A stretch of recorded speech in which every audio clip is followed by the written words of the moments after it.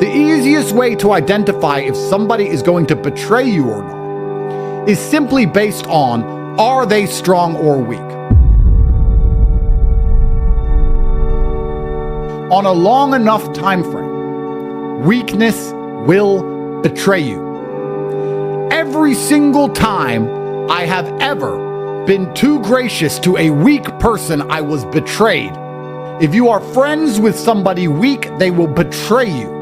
And it doesn't matter what they have a weakness for. If they have a weakness for gambling, they will steal your money. If they have a weakness for women, they'll try and sleep with your ex. If they have a physical weakness, then you cannot rely on them. So one of the best things about being rich is curating your life absolutely. And when you curate your life, by extension, you have to curate the people you spend time with. It's very difficult for you to keep the exact same people you currently spend time with and change your life. Because you either have to elevate these people along with you, many of which are not capable of elevation, or you would have to suppress certain qualities within these people, even if you believe it's for their own good, and you would be resented for it. So when you change your life, the people you spend time with has to change. But I will argue that when you become monumentally wealthy, and every single person who is tuning in right now, I believe has the potential to be extremely important and extremely wealthy. I believe in you, which means your mind is susceptible to my lessons. And I explain to you very openly and honestly how to win in the world, because I am a winner. When you are broke, you are forced to exist amongst people you don't want to exist amongst, to talk to people you do not particularly like, to work with people who do not agree with you. When you are poor, you are forced to interact. But when you become the A side of life, when you're at the absolute upper echelon, you can set the world on fire and ignore them. It doesn't matter. Your money is secure, your family is secure, your life is secure. It doesn't matter how mad people get at you, and it doesn't matter that you do not interact with these people. So I have some standards for who I talk to and why. And one of those standards is in relation to strength. And I'm gonna, from a position of authority, because I don't owe you any kind of explanation, explain to you why I do not like weak people. If you're weak and you're trying to get stronger, that's forgivable. But the people who remain weak or who pretend that physical strength is not important are the worst people. So we're gonna talk about what I have in my experiences from weak people, what happens when you interact with weak people, and what I would predict for the future based on my previous experiences. And I hope you can all learn something about this, and hope you can learn something and curate your circle and curate your life accordingly. The simple explanation for why I have a disdain for weak people is that they are liars. And anybody inside of your internal circle should never be a liar. You can have people who disagree with you. You can have people who perhaps do not share your worldview, but they should at least be honest, because lying is treachery. And weak people are always lying to themselves. So how can you expect them to tell you the truth? Let's analyze that again. If somebody is constantly lying to themselves, how can you expect them to be honest with you? They lie because their entire worldview and all of their self-esteem is built on a lie. Lies are all they know. Weak people will pretend that strength is not important. This is a huge leap. This takes incredible courage. They say, we don't live in the caveman days. You're right, we don't. It doesn't matter, but it does matter, and we're going to discuss why it matters. But the fact that they will bend reality to avoid them having to put in some effort is actually a huge red flag. When I see somebody who is not strong and not interested in getting strong, I know that their word doesn't mean anything because they've been lying to themselves their entire life. So I don't trust them. Another reason I do not trust them: the forces which are externally applied by your enemies and by life, meaning they are likely to betray you. If your friend is strong and he is dragged into a police interview, he is less likely to bend, break, or sell you out than if he was weak because a weak person is afraid of persecution. A weak person is afraid of consequences. So a weak person is more likely to bend and break in the scenario as opposed to a strong person. A strong person knows they can handle.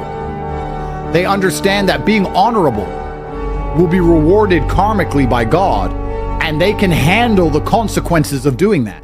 If you can't handle the consequences of being honorable, how can you ever be expected to act honorably? So weak people are great when everything is great, but they are useless when times get hard. And ask yourself, do you want friends who are great when things are great? Or do you want friends who are there when times are hard? If your life's already going well and everything's going great, what do you need them for?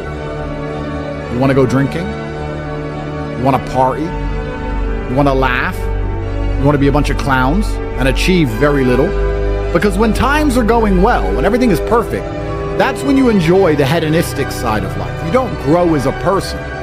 Often you don't achieve so much. You're only achieving and growing as a person during the most difficult times in your life. When things are going perfectly, that's when it's all just a clown show. Do you want friends who are capable clowns, but are completely useless in a war? If you do, then perhaps you are that type of person, because birds of a feather flock together. If you're the kind of person who thinks it's okay to have friends which are only useful during the best times of your life for entertainment and provide no utility during the worst times in your life, then perhaps you are one of those types of people. Another reason I don't like weak people is they're broadcasting to the world that they lack discipline, because the great thing about strength is that it's actually very easy to achieve. You don't need any fancy program. You don't need any fancy lesson. You need to pick something up and put it down over and over until you project strength. Truthfully, anybody knows what it takes to get strong. So let's analyze as professionals. If everybody understands what it takes to get strong, and they understand that they are viewed differently for being strong, and that they are viewed in a positive light for being strong, and still refuses to become strong, they are telling you that they lack dedication, they lack the motivation required to do hard things, and that when the going gets tough, they quit. That's what they are saying to you, and you can instantly see it, whether they want to say it or not. That's what they broadcast permanently. It doesn't matter if it's a business discussion. It doesn't matter if it's a fitness discussion. It doesn't matter.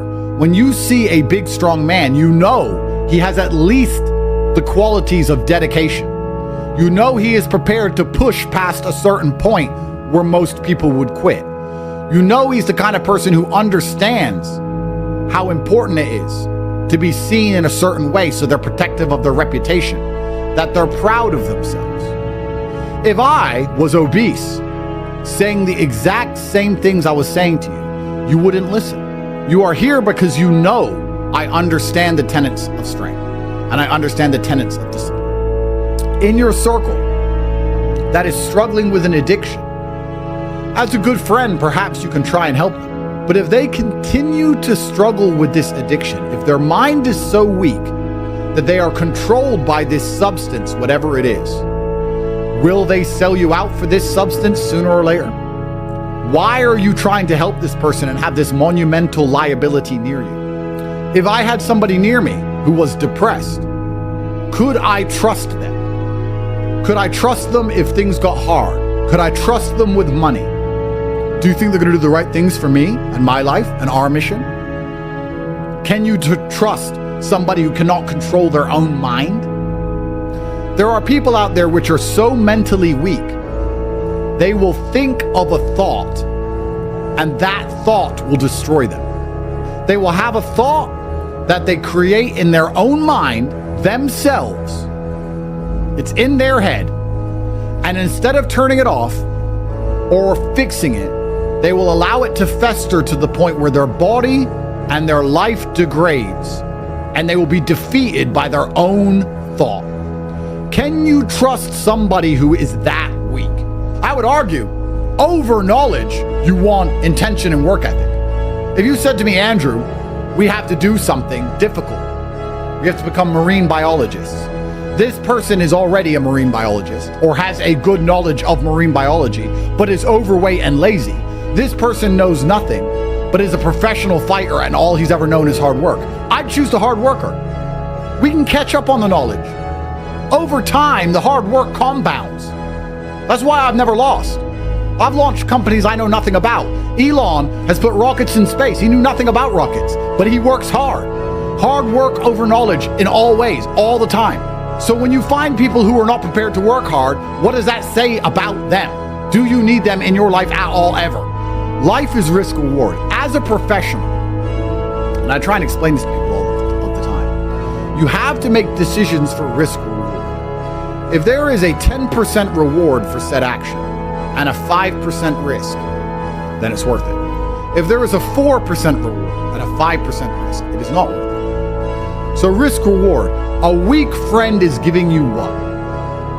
Entertainment. Well, the world's pretty entertaining now. You should be very busy. You shouldn't need entertainment. So the reward is quite low, but the risk is monumental.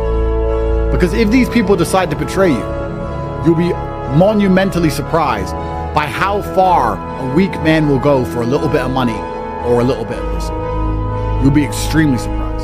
And by extension, by logical extension, why you would be prepared to be seen as weak, knowing that people who understand this about the world no longer trust you.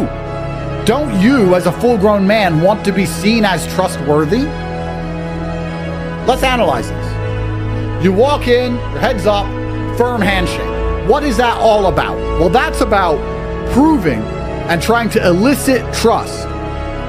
You want to be trusted. That's what business meetings are all about with the firm handshake. You don't give a little soppy handshake for a reason. You don't want to project weakness. Because weakness is known universally across all cultures, across all periods of time. Weakness was a bad thing. There has never been, until this modern world, which is of course inversed absolutely, there has never been in any period of human history across any culture where weak men were celebrated above the strong men, ever. It has never been respected. It has never been good, ever. And you're choosing that team. Why?